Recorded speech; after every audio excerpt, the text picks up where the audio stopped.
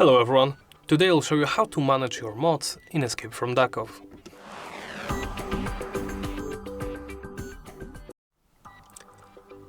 First, on your Steam page, make sure, in your library that is, and selecting the game, make sure you go to the workshop.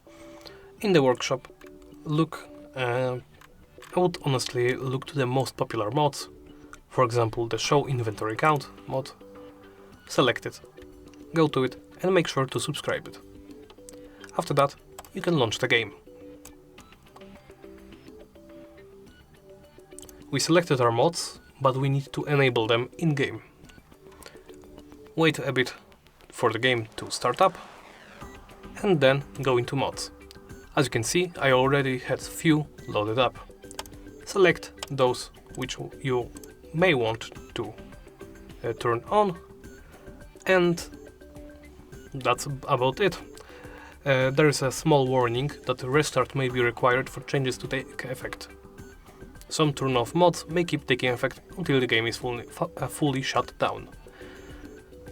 And one more thing, you can change the load order by pressing those arrows right here.